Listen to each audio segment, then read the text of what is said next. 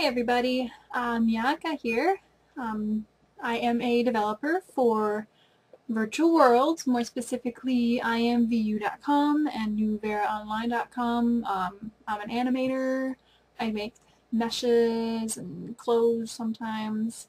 But what I want to do for you guys today is to give you guys some mini tutorials on 3D Studio Max, beginner stuff. So if you just got 3D Studio Max and you have no clue how to use it, hopefully this will help you out. So let's begin. Max for the Level Birds. Tutorial number 1. Intro to 3ds Max. So you get 3D Studio Max for the first time. Either you buy it or you got it from somebody, but you open it up and this is what you see. A face full of tools and you have no clue what any of this stuff does or what it means. Well, hopefully I can help you out with that. The first thing you notice is you have these 4 windows. These are obviously your viewing windows from the different angles as stated up here. You can change them by right-clicking and views, and then you can change it to whatever view you want. Or you can go down here to this little arrow box, right-click it, and you can change your layout from the 4 squares to whatever shape you like. I prefer side-by-side. Left and front is what I prefer to use. And then I sometimes change this one to perspective and then back to front again, depending on what I'm doing. Over here you have your basic shapes, standard primitives. If you click this down, you can go to extended primitives, so you got a lot more things to start off with. But let's start with a box. Drag it out, and you have a box. To see what this box looks like in 3D mode, you change it to perspective, and you can hit this little circle here with the arrows, and you can rotate around, and you can kind of see your box in 3D space. Then you can right click and change it from wireframe to smooth and highlights. And now you can see your box is pink.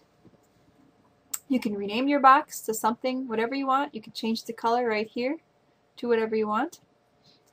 You can adjust the size right here while it's still active. But as soon as you click away from it, like you want to move it over a little bit, you hit the arrow, it's gone. So if you still need to change the shape, then you can go to this tab. This is the Modify tab. You notice it says box. Yes, you're in a box. Here's your box name. And here is the adjustments again. So you can change the length, the width right there. Now that we're on the Modify tab, you may want to do some modifications to this particular box.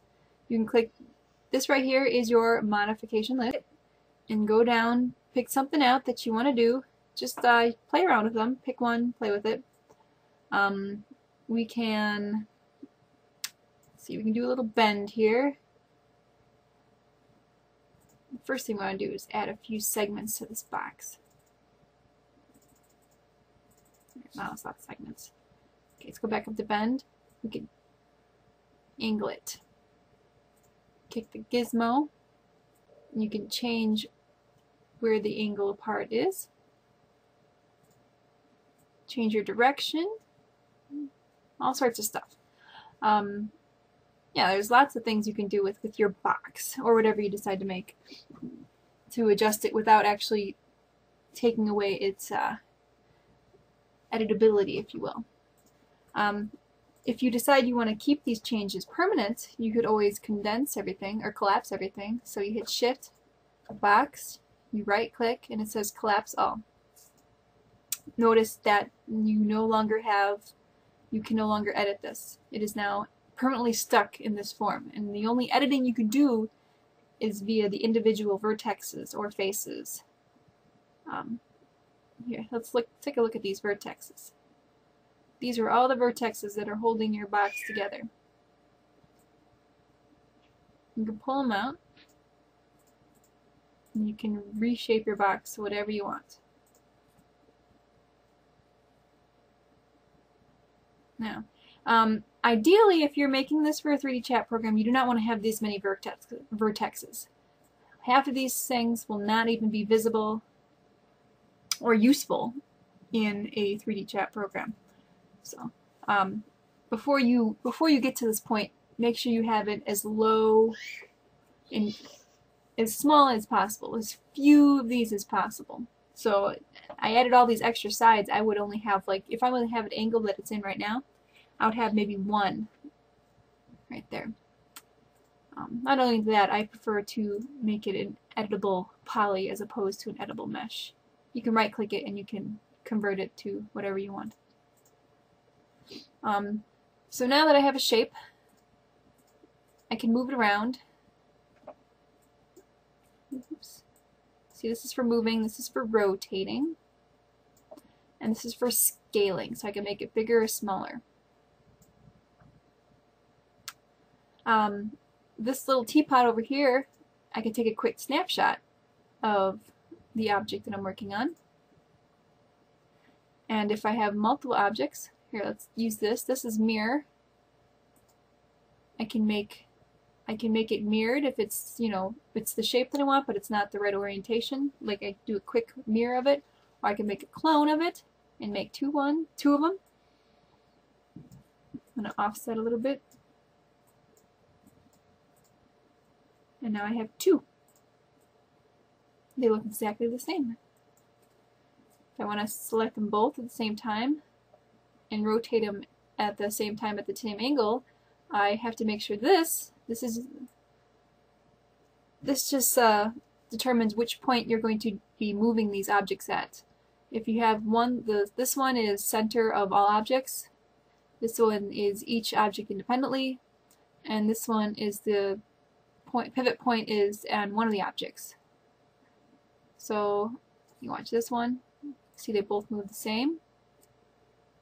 This one, they move independently. So they don't rotate quite the same. And this one, the pivot point moves over to this object. So.